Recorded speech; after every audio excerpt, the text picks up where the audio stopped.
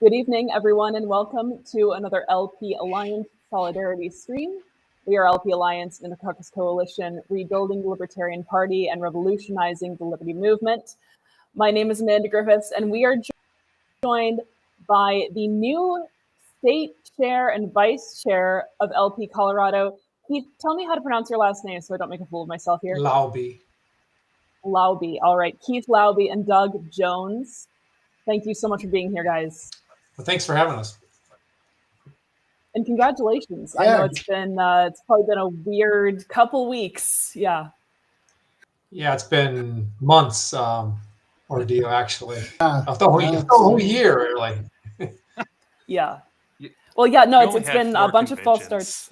Yeah. No, I think honestly, you guys are going for a new record with false starts for conventions. But I think a lot of people who are watching this know the backstory for LP Colorado. But for those who don't, can you give us a brief kind of overview of how we got up and then the August convention and now this? You want to do it, Doug, or you want me to explain it? I'll go ahead. Or go ahead. Okay.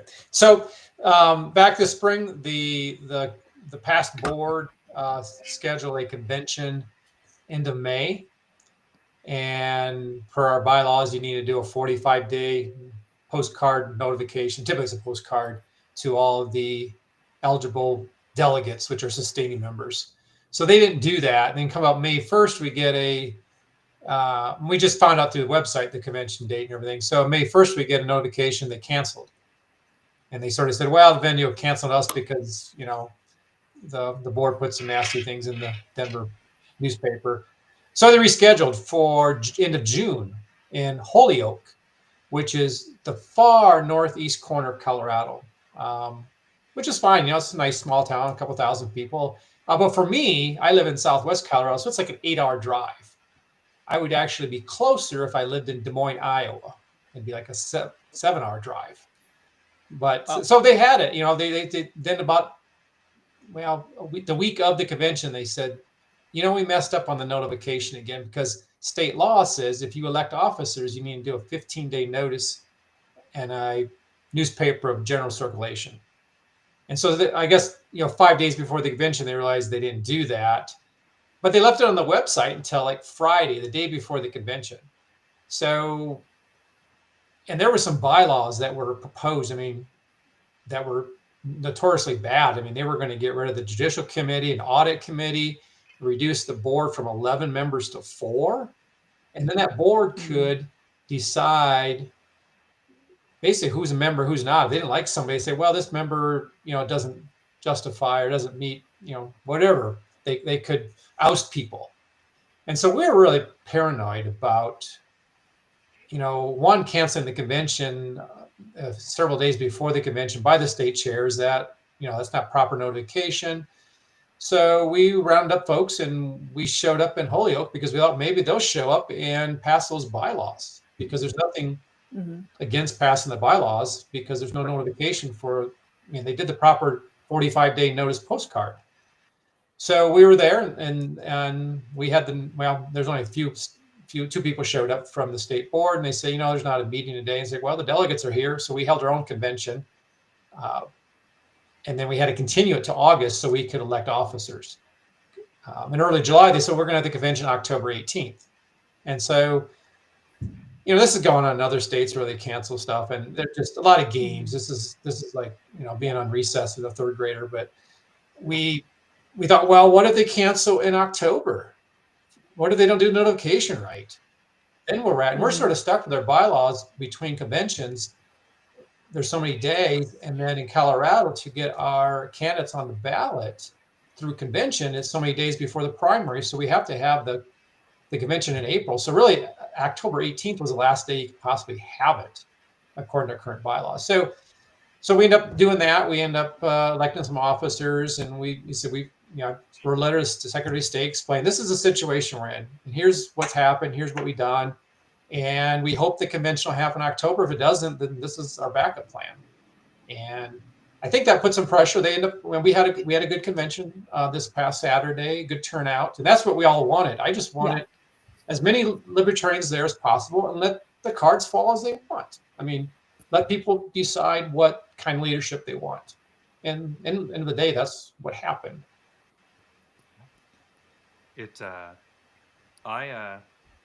We've talked a lot about Colorado on here, because, well, I mean, geez, as we said all the way back just after the Georgia convention in March, the two most important conventions from our perspective were Michigan and Colorado. They were seen as like the strongest hold Mises things with the people that wanted this paleo plan to go with the Republicans and go down that route. And so, we've been watching as closely as possible on these things. I think this is the first time we've replayed a convention the next day with additional commentary and everything else because of how important it is. And people watched it, which was crazy. Like in the middle of a Sunday, because libertarians are committed people, would be committed as well. Yeah. But yeah. So the first thing I want to say before getting into actual real questions for you guys is congratulations, because you guys have made the LPCO libertarian again.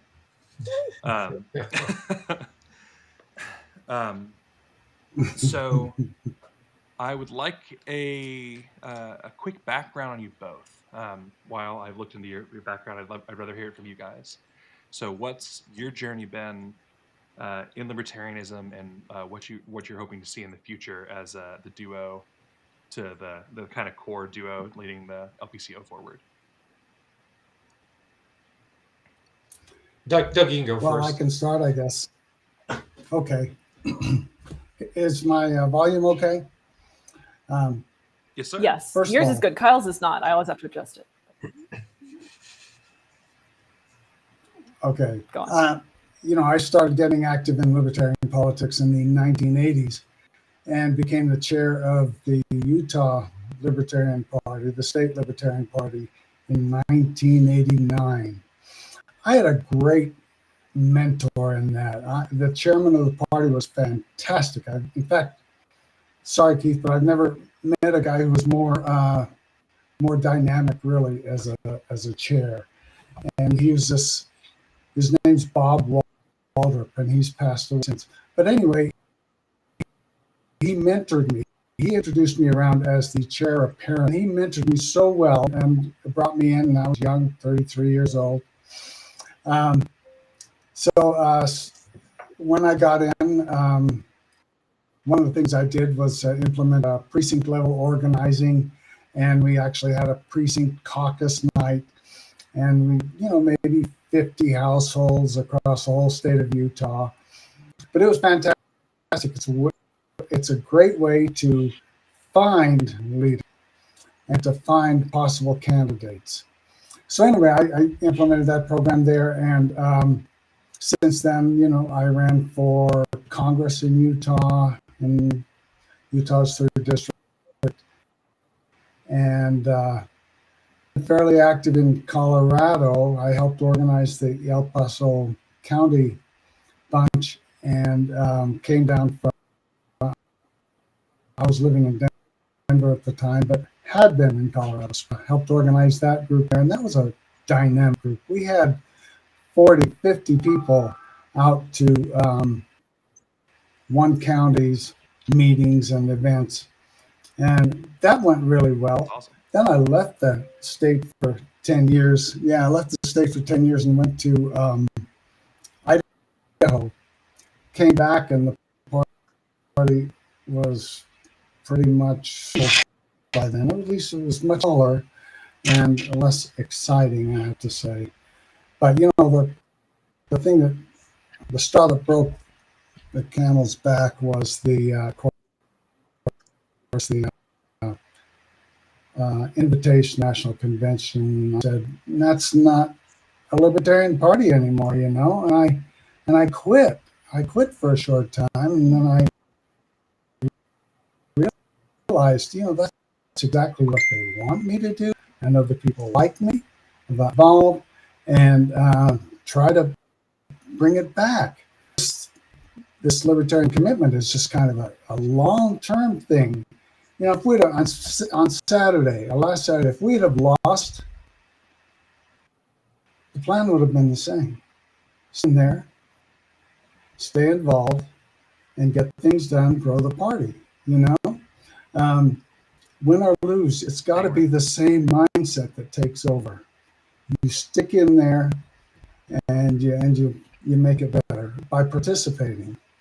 So I guess that's my lesson to other libertarians who are disenfranchised or disillusioned. Get involved, stay involved, and wear them down. Get better organized. You guys helped a lot on that. Thank you. Yeah. So what you're saying is that we need to get us a Jeff Orrick for every state. And, yes. It was such an amazing team, though, and that really is. It's an amazing example of what happens when you do stay in and don't check out, because Colorado was seen as this stronghold, right, of the previous the previous LP administration, and it was, we thought we had it and then we didn't. We thought we had it and then we didn't, and then we thought we had it and then they scheduled another convention. Probably because we had it, but yeah, it's just an amazing testament to what happens when people don't give up and what happens when people stay in, especially when it looks really bleak. So I'm glad you explained, Doug, what kind of pulled you back in, because that was going to be my next question. So many people checked out after that convention, checked out after the LP National Convention last year, and I think we're seeing people coming back in, but sometimes it takes another little push. Yeah. I give you my background a little bit. I started here in Colorado as a libertarian in 2007. And, you know, I'm an engineer as a background. So one day I had my own company. I was running my company in northern Colorado, north of Denver. And I had some times where I really needed to join a party, because I was just, unaffiliated, or just joining whoever was in power at the time so I could vote in their primaries. And so I went through all the parties, there's lots in Colorado, and I boiled it down to two, basically, the Constitutional Party or the Libertarian Party. And the Constitutional Party was sort of one track, sort of maybe a little bit boring. But the Libertarian Party had some policies I just didn't understand. So I was like, okay, well, I'm like 70% Libertarian. So, and just by accident, the next spring, they had a state convention in Fort Collins, which was like a half hour from where I live. So I went, and the people there were really enthusiastic. And we had some candidates run, and they were excited. I was like, wow, these people, this is exciting. And then in 2008, of course, that spring, we had the convention, national convention in Denver. And so I went to that, and then I really got, indoctrinated, I guess, of how things happen. And the 2008 convention got you? Bob Barr year got you? It was just you know, I didn't know. But for having a, not know much about political parties, especially minor political parties, that was a big convention, and I got to know a lot of people, I guess, a lot of libertarians in Colorado, and I stuck around a few years, and I ended up moving to Iowa and got involved in that party. I think that first spring I moved there and turned on the TV, and Jake Porter's running for Secretary of State. I was like, wow, that guy's really articulate, and he's a young guy. So I got to meet him. So I went to the state convention and ended up being membership chair, and then I served two terms as a state chair, and we grew that party. I mean, when I started, it was like 1,500 members, and went to 9,000 before I left, and now it's 15,000 or something. But and we did that by being enthusiastic, having great candidates, and we just got out and met people. We're always happy and cordial to everybody. That's what, you never know who you're going to influence. And like my first state convention, if nobody talked to me or just was, say, boring or just neglected me, I've never gone to Denver National Convention, never probably gone to another convention.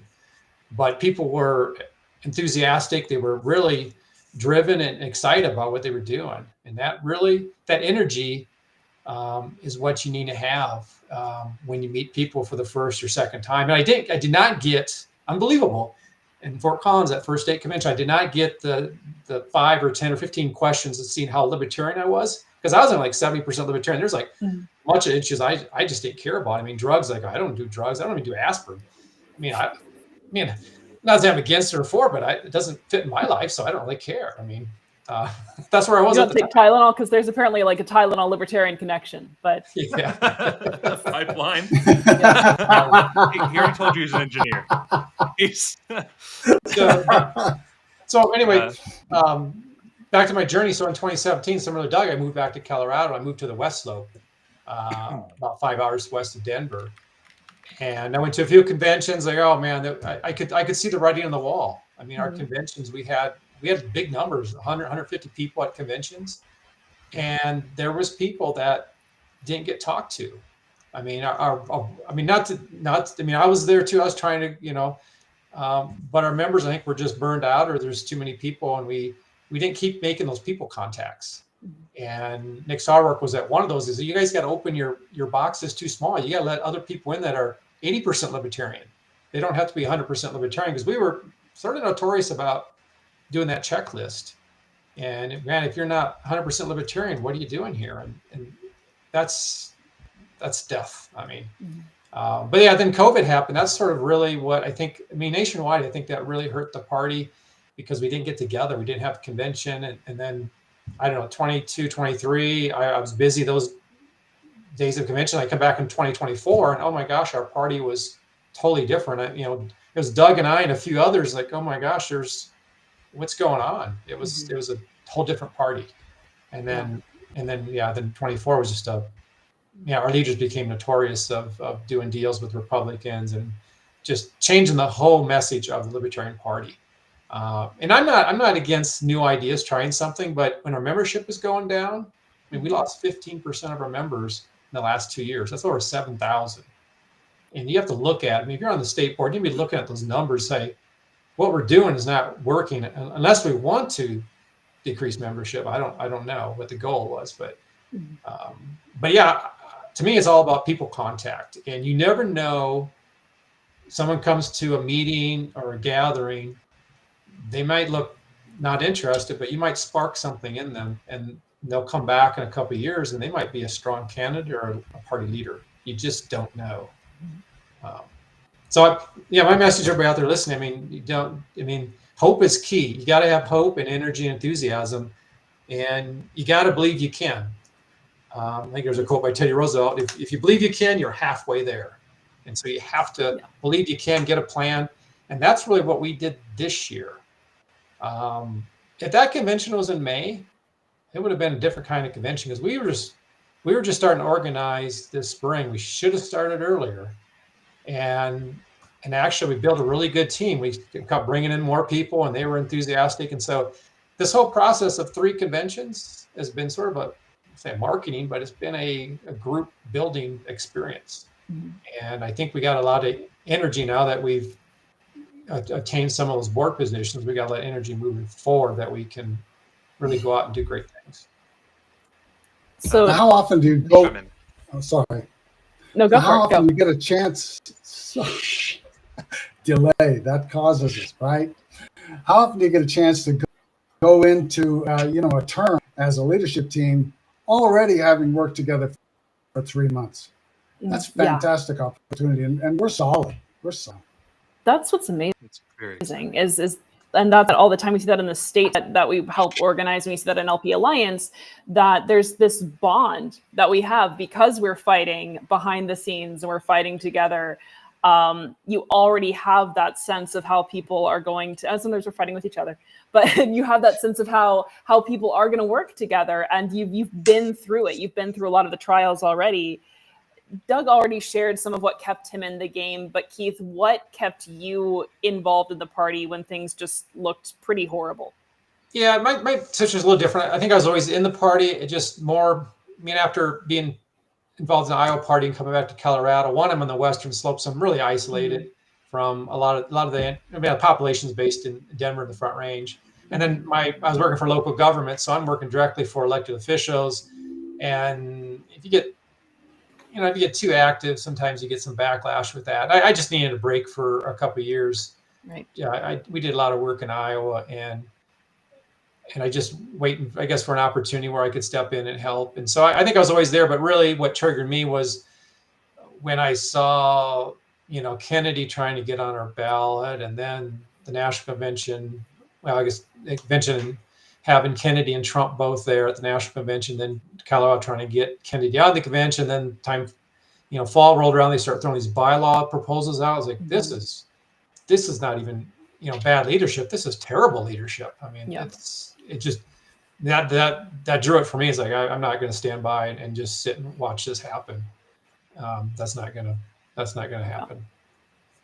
Stupid to looking sinister, and sinister and stupid at the same time. But yeah, it started to look like something more than just, we don't know what we're doing.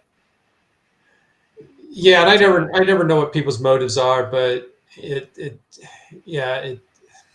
and I've worked in a lot of organizations and served on different boards and nonprofits, and there's a lot of good people out there, and sometimes people just, whatever reason, don't trust people, and maybe we had some of that on our board, that they just don't trust people, and that, I mean, deep down they just don't trust people, and usually that comes out. You start doing business deals and work in a leadership role, that plays out, that you can't have relationships if you don't trust people, and politics is all about relationships. And we're here for our people. We're not here. I'm not here to become a king, right, or a ruler. I'm just here to help the members. I mean, it's about the members. We at LPA certainly have a pretty strong feeling about kings and kingmakers. Well, I love that. I love the symbolism, though, that the convention was on No King's Day, right? Or rather, was on one of the No King's protest days. And I thought that was very symbolic. That was, I enjoyed that juxtaposition there. Even the former board agreed, claiming that you guys were here to turn it into a Democrat day of No King's protest, which. So I've been a Libertarian for 25 years at this point. And so hearing that all the people in LPCO who have been here for decades are Democrats coming to take the party over was, if I could take them seriously, it would have been horrifically offensive. Instead, it was just comedy. It's just comedy gold. They're telling a joke here. These people who've been here for 25 years and put their time and money into this, they're the people trying to steal the party. So it's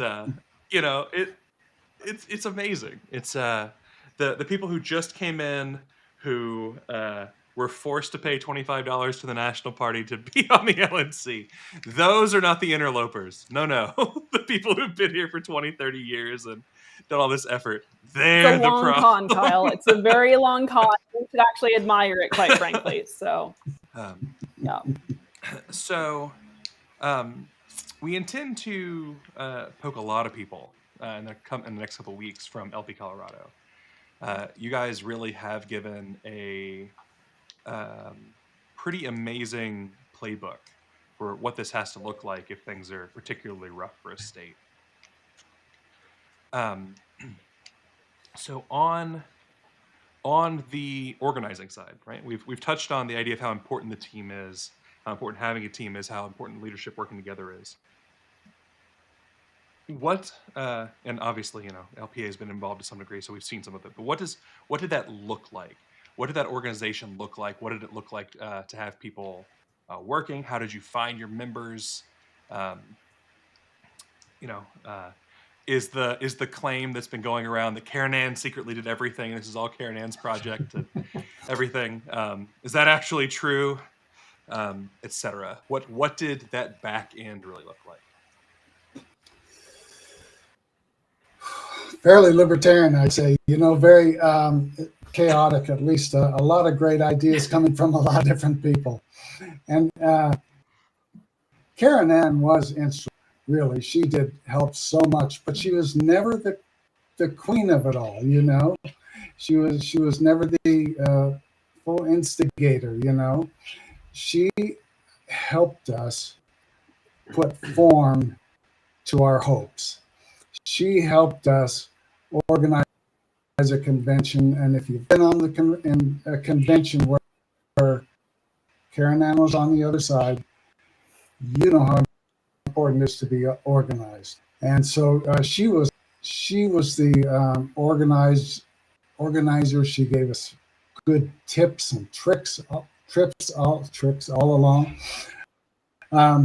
But she was never the full instigator. And Keith we would throw ideas. We need to do this. We need to do that.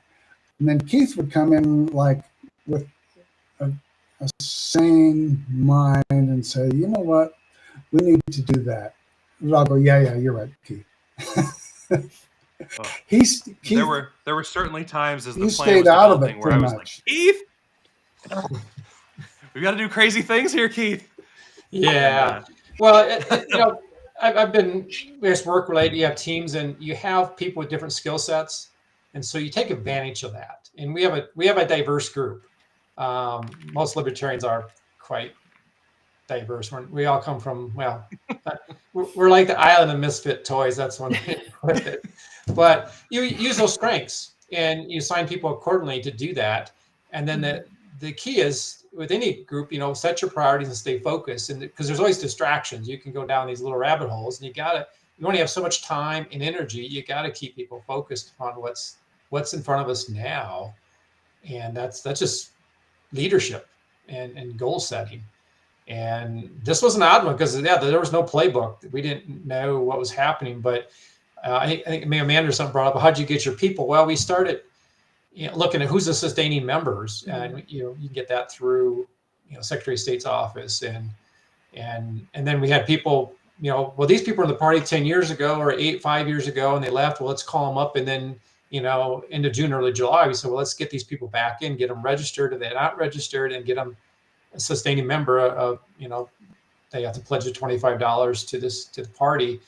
And we gained delegates at the convention, and that takes work. I mean, everybody was instrumental in that. So we really, it just, sort of grows. And once you sort of get a quorum or a mass of people, it just goes. I mean, it's exciting. Yeah. And now we have more excitement because now we really want to grow the party, and we have time and we have the resources now, so we can do that. Yeah, so that's another thing that I'm curious about is what are some of your main objectives going forward? Now you've got LP Colorado, the folks in LP Colorado are empowered again. What are your goals? What's on the horizon? Keith? You want to take that, Greg? They were just recovering yet from Saturday. That was a long day. I can only imagine. I'm sure. Yeah. And then most of these conventions, I drive back, and it's like the time I even get home, it's like 5-6 hours later. Everybody's like, "Well, why are you doing this? Do this?" Like, I just got home from an 8-hour meeting and a 5-hour drive.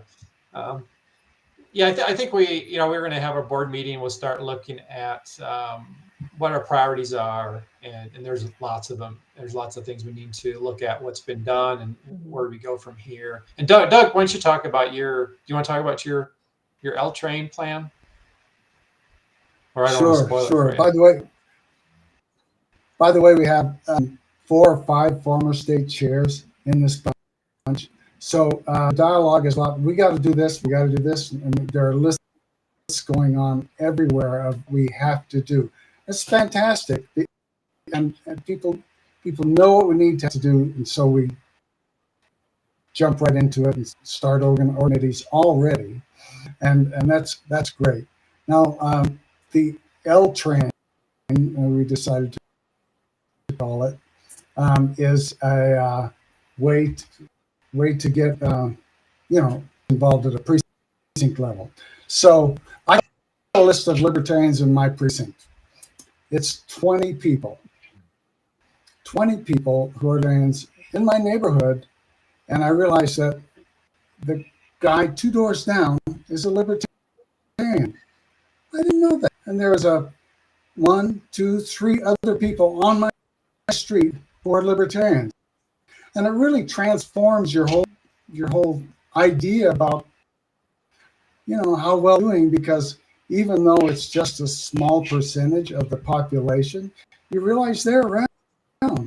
So what I did is, Robin, my wife now, we went around and we knocked on doors and invited people over. And so we all these red libertarians over, and including the neighbor 2 doors down, and he showed up, and that's it. So out of 20 people, 1 person showed up. I believe that's probably going to be average. But out there, you know, and I know that out there are future candidates and future leaders of the Libertarian Party, and they're not septuagenarians like myself. They are young people who are willing and able to get going, the firebrands. We will intend to keep in touch every month or 2 with these people, invite them over and see what happens. And the most important thing, I think, is the communication from the party. You know, I asked this guy that came over from 2 doors down, I asked him, so when was the last time you heard the Libertarian Party of Colorado? He said, well, I think a couple of houses ago. That's not very good. We need to do better at that. So the idea is within the party, with the Libertarian Party, at least in Colorado, they are the registered voters, L, and they could have registered D or R or unaffiliated, but they chose to be on the L team. And that's why we call it the L train. Is to get those people who are on our team. You know, it's like sports fans. If you're a Denver Broncos fan, yeah, you love the Broncos and you're rooting, want to see them do well. And that's how I picture these people. They want us to win and do well, and they want to hear from us. Now, being members, that's a big step. Those are like the people who buy the tickets for the stadium, right, and go watch the Broncos. They're, you know, fans. They're super fans. But we need to turn these fans into activists. And we can do that. Get out the vote. Say next year we have a big the vote thing. How are we going to do that? Well, we talk to our precinct leaders and go, hey, you know, see how many people want a yard for Keith Laube for Congress or something like that.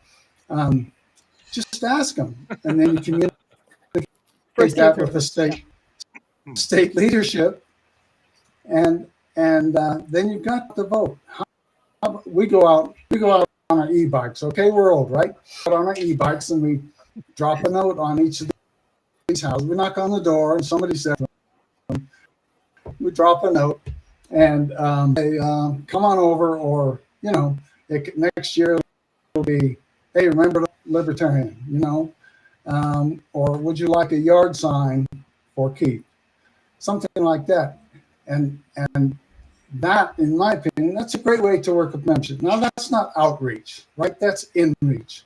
Outreach is a whole different thing, and we need to do that. We need to get our campaigns going, all those other things we need to do, but we also can't forget about the members of the party who are the people we work for, the people we serve as leadership. And that's what the former board thought about. Hey, we need to go high level. We need to make deals with the Republicans, and we need to do this, and they forgot about the Libertarians. So anyway, that's the L Train program. And I think that's the critical point about activism too, is candidates are essential. And it's so important to have good candidates and to have them spreading the message. But with activism, that's how you get the members really engaged, and you really build leadership, and you build involvement, right? Members feel like they have a stake in the party. They're more willing to give time. They're more willing to give money. They're more willing to do the door knocking. And so, yeah, a well-rounded strategy has got to have both. So that sounds fantastic.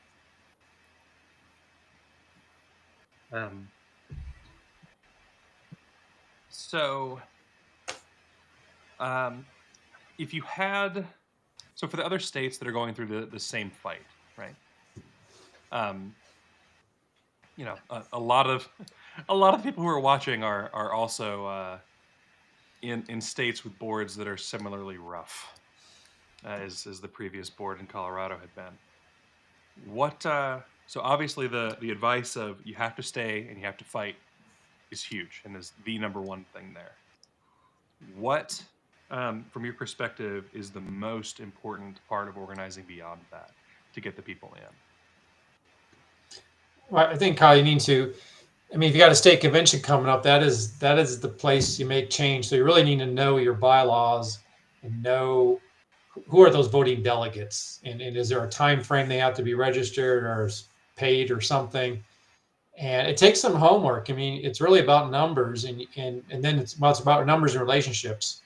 And I mean, we'd have had probably more people at our convention, but there was some bad information that, or not necessarily bad, it was just untimely information that the board put out and scared some people off because they ended up suing me and a few others, which we ended up in court the day before the convention. And the judge, was like the recess chaperone, and said, "Okay, now kids, go play fairly," and that's what ended up happening. But I think you have to have that coalition. So hopefully in your state you have a relationship with other libertarian-minded people, and then just start putting lists of names together of who's been loyal in the party and why did they leave, and get them back in, and start there. And it's really hard to recruit new people to the party when they read terrible messages on social media and the website's got weird stuff on it or whatever. That makes it tough to recruit people into a party that looks like it's in turmoil. And so it really depends on what you've done in the past. What kind of relationships have you built in the past, and are they still good? And get that list put together, and have a plan. I mean, the plan has to, you have to sort of let people know what's going on. And our group was always asking, "What's next? What's next?" I'm like, well, we don't know yet. It's uncharted territory, and you got to pick your leaders. And sometimes I think a lot of states, like our state too, like Doug said, a lot of the people that stepped forward were past chairs, past board members, and you sort of feel like, well, I did my time. I want to just come and have fun at the conventions, and that sometimes happens in states where you have repeated board members and state chairs, and you really need to be always searching for your replacement. I mean, that's my goal right now. Who's going to be the next state chair? And I think Doug said you're going to. No, I think Doug already passed on that, but I'm not sure. I can still convince him maybe. But you need to have somebody waiting. Typically, you want someone that's got energy and some different ideas, and they can carry the ball the next 10 yards. Mm-hmm. And so that's what you need to be always looking at. But we're caught where you're at now. You just got to look back and who have come to conventions in the past. Who are your people you can call and try to get to the next convention so you can have the votes? Because if there's a Mises caucus in your state, they're probably doing the same thing. Right. I think that football metaphor is a pretty strong one. So often we're tempted to think of everything as what the win condition is. That if we just win this next thing, it's over. That if we climb the ladder this time, then liberty is achieved. And it's one of the things that people need to understand that's really, really big is that even if you get to that end zone, even if you get that touchdown, you score those points, you have to go out there and do it again. Mm-hmm. And you have to make sure that the people who want to take the ball back afterward and they want to run it the wrong way don't do it. So right on. Yeah. You talked, and I know that we have. Sorry. Go for it. Okay. Well, that's about. This is because of the delay. There's a lag. It's okay. I call it the Armageddon complex. It feels like the world is going to end. Mm-hmm. Trump gets elected and you feel like the world is going to end. And I felt like that in the 80s. I felt like that in the 90s, and it happens over and over. And hopefully, us old folks can persuasively tell the younger people, it feels like Armageddon, yes, but it's not going to end. And you really have to make a lifelong commitment to this idea and not worry about what happens tomorrow when you think it's going to end. Take the long view. Give yourself a break. Take the long view and make it a lot. And I hope if there's more young people than you all listening, that's what they'll do. Make a lifelong commitment to this party, to this team, and stick with it. Right. And whatever that takes, right? So, I mean, I think that taking the long view is so important when you look at, okay, where are we headed? What's the potential fallout? And what can I do? What can we do right now to change that course is really critical. So I think we can all benefit from that wisdom, is just to stay in the fight and keep on that every day. I know that you can't talk about everything, but you did mention a few tactics that the previous leadership tried to take in the lead up to the convention on Saturday. Pull away. What was the week beforehand like? Because I know it was hectic. We were getting a lot of phone calls and we had to field a lot of misinformation. What was that like to be on the inside of that? Yeah, I think it was just another thing that we're just gonna have to march through and whatever happens, just put your best foot forward and move forward. Yeah, I don't want to talk too much about it, but we end up getting served and end up in a courtroom on Friday afternoon. And at the end of the day, I think that was not a bad thing, because then we got some finalization of this is how the meeting's going to get run tomorrow, and took out, they had worries about what we're going to do. We had worries about them. It's basically a trust thing, they didn't trust us. We didn't trust them. And I hate saying them, because we are we. And I try to be,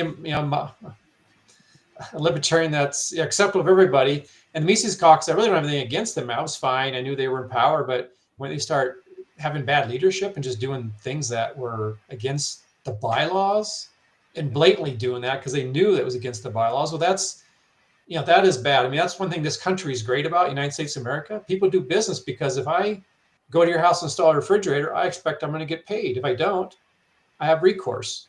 And so if you didn't have that, you didn't have the law and order, it's a free-for-all, and then everything falls apart. And that's sort of how it ended up being the last 9 months. Like, we can just do what we want. It's like, well, no, this is the United States of America. We're Americans. We have standards. We have rules, and you have to follow those. And there's consequences if you don't. And that's so we do. I guess that last week was really just more preparing. We knew, just try to get as many people at the convention as we could and put our best foot forward. And the cards fall, they fall. I mean, there's always going to be another convention. So in April. Yeah, in April, actually. Right. Yeah. So some people are going to have a really short board term because they're up for election in 6 months. Thank you for being here, Keith. I know that you've got to run here. I do. And just as a terminology that LPA uses for this, because despite some of the claims from parts of Mises, we're not against Mises either. It's Keith was the people so we're against cool. are the toxic portions of Mises, the people that were hangers-on, the dingleberries on the ass of freedom, and we call them metox, the toxic Mises people, metox. Mm-hmm. And I certainly think that Hannah and Jim fit in that category, from my opinion. And so we're really glad to see good folks back in charge. And we're really glad you got to hang out with us tonight, Keith. And we'll continue to bother Doug here for a little while he's got the time. So thanks for having me. Congratulations, Keith. Absolutely. Have a good night. Yep, you too. All right. Bye-bye. Bye, Keith. Go, Keith. There you go. So it's all Doug all the time. Oh. Keith was so cool. So yeah, it's that whole thing. He's amazing. I was a wreck, and a lot of us were. I'd never been sued before. Right. We were looking out the window to see see if the person there to serve us was parked on the street and wouldn't answer the door unless we the people out on the camera. It was quite. I'm sure that is exactly what was intended too.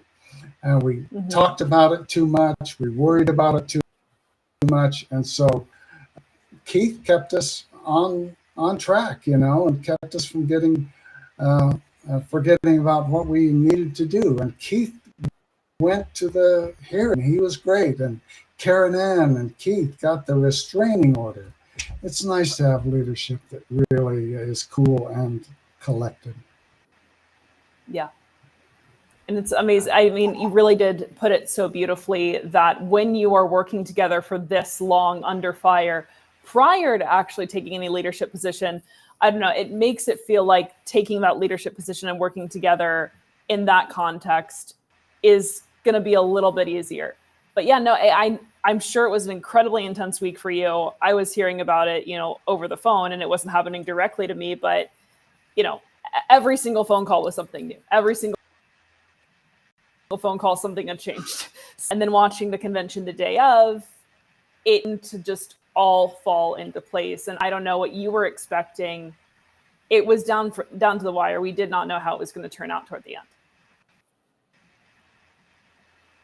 That's true. We did not know. And you had to go in expecting anything, but with your commitment intact. That takes some of the pressure off. Win or lose, we're going to stick with it. We're going to keep going. We're going to work toward April now, and win or lose. So yeah, that takes some of the pressure off. But you have to expect the very worst, the very lowest of tactics, and be ready for them, at least mentally prepared for them. Yep. You don't know what they're going to be, so you can't say we're ready for that. But you have to you kind of expect them. I don't know where these people learn their dirty tricks, but oh my gosh, a lawsuit. But they have a pretty good guess. Yeah, tell me. They have a very specific hired parliamentarian who's very good at this kind of nonsense. I think you was at your convention, so yeah. Okay. Yeah. But goes around and does this. The person who almost be the convention chair. Mm-hmm. Yes. And that's the other thing I was going to ask about is, well, I was going to ask about that, right? Because that's how we knew how close the numbers were, right? If Hannah Goodman being able to vote is going to make that much of a difference, then we really are tight. And so, yeah, I didn't know if you were anticipating that, but that was also crazy. Ultimately, I guess you do have to be prepared for everything. I don't know whether that was in your floor strategy or not, whether you anticipated that. Yeah, no, did not anticipate that. I don't think anybody did. I said, can they do that? But they did that. And that was a really big test of our numbers. So, we put out the numbers on the recommendation on chat that we're going to vote no to this. And then we counted the numbers, and it turned out just like we had hoped, really, that we voted no on the parliamentarian taking over the chair. And that's when we knew we had a chance. We thought maybe we would do well. Really, the biggest, I guess you could disappointment. My wife, Robin Early, ran for membership chair.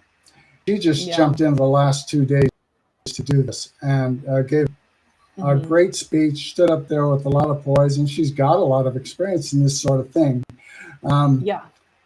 But she ran against probably the most popular person in the room, Mark Nielsen, who was a Young Americans for Liberty guy and had done great work on college campuses.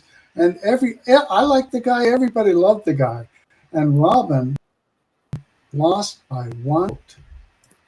Yeah. That's how solid our people were. And so that was victory, kind of.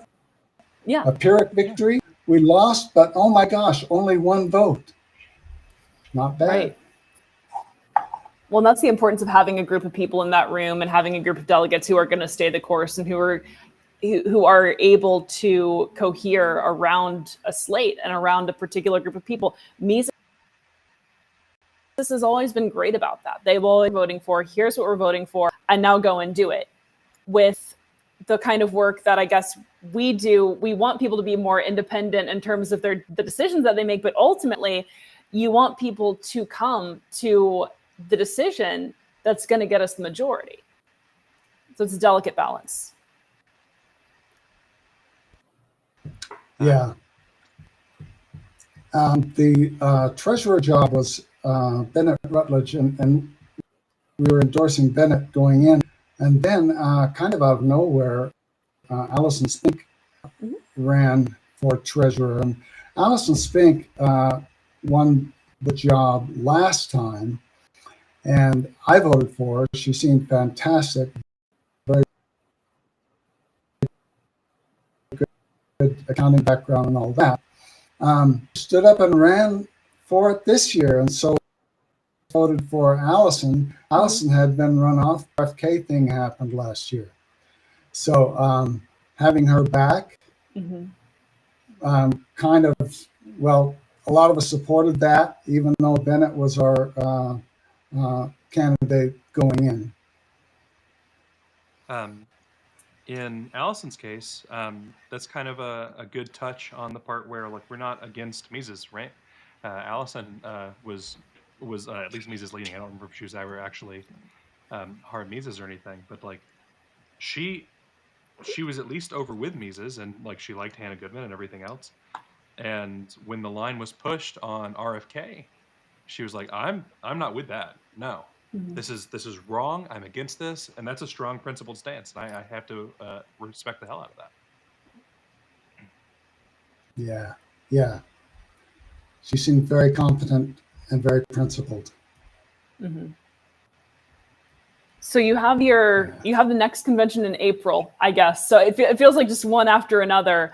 I guess you're expecting, maybe you're not. Are you expecting the Mises people, the Chainsaw Caucus, I don't know what they're calling themselves these days, to try and have a reaction, have a route, or what are you seeing in terms of the next we don't know what to expect from them. As I said earlier, kind of expect the worst and the most dirty and drastic and desperate tactics that they can come up with. But man, I'll tell you, the chat's going crazy with preparations for April. Yeah, never stops. It never stops. We have some terrific organizers who organize the best conventions in Colorado history, and they're on the board and board adjacent, I should say, and they know how to do it. They're already working on the various committees and the various assignments, and this is 3 days after the elected, so they're going crazy on this, and we are going to be prepared. So we have to not only prepare for the convention, but have something to say at the convention. Look, since we became elected, we did this. We did, we grew the membership, we grew donations, and we're already calling people and getting donations. There was a $1,000 donation today, and I think this board is going to do great things. I honestly have a great feeling about it, and I have very little to say on the chats because they're all over the place on planning and making it work right. It has been wild. So, as is often the case with any group that LPA is backing, we were in the LPCO's make LPCO libertarian again chat, and that was just insanity. Like there's only 27-ish people in that group at this point. I guess there were more though, so 30 something people. And everyone is, saying the right things. Everyone's got an opinion. There's people talking about the parliamentary procedure, and it's just this gorgeous thing to watch people who really care come together and say, "No, you sons of bitches, we're not letting you take our party down. We are going to win this. And there's nothing you can do about it." Yeah.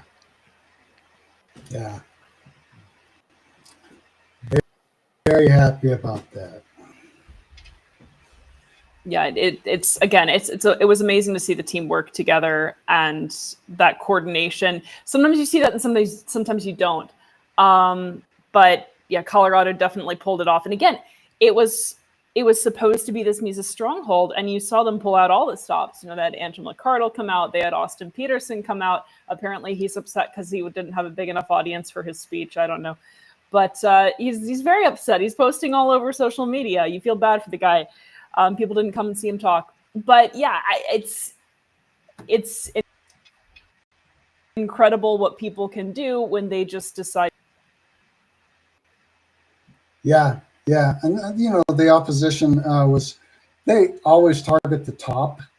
So I had a person come into. I was on the El Paso County board last year, a year and a half ago, 2 years ago.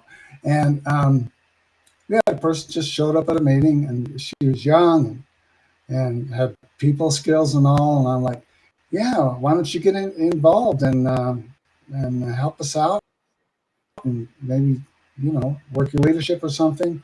No, she wanted nothing to do with any of the groundwork, any of the existing work of the party. She just wanted to be chair, and she became chair.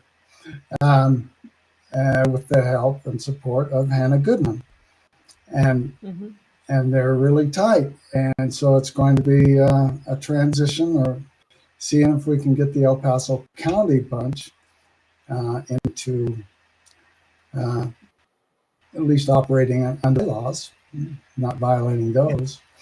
Right. But so yeah, they target the top.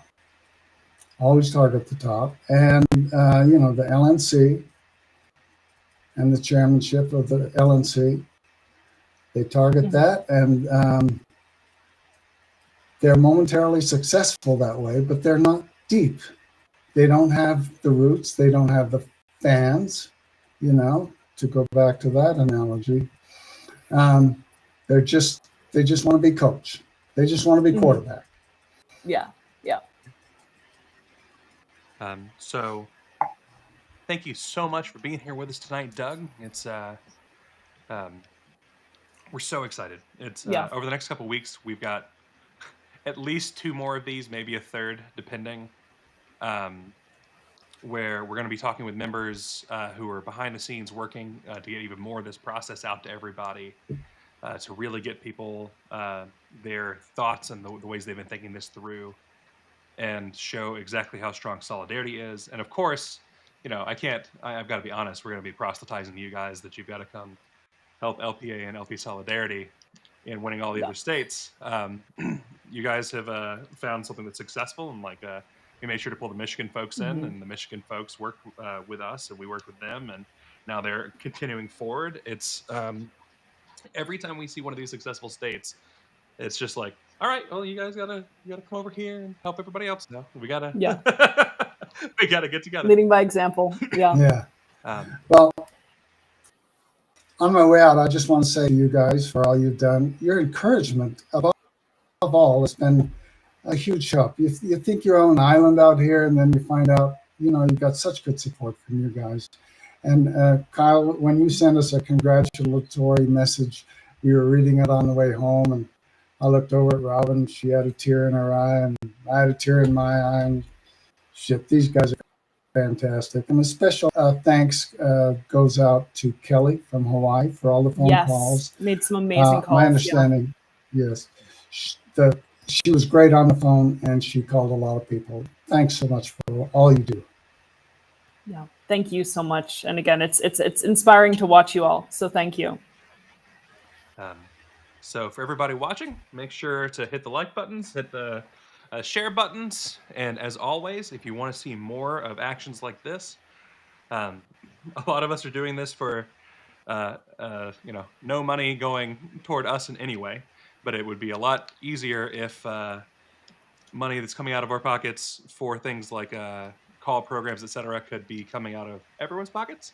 So if you would give us a hand to support the LPA, there's a simple to scan QR code there. Also, make sure to get active with us on the Discord. It's the easiest way to consistently see what we're doing and be part of it. And make sure to keep watching LPCO because they're going to do some great things. Good night, everybody, and we'll be back Good night, guys. on Thursday.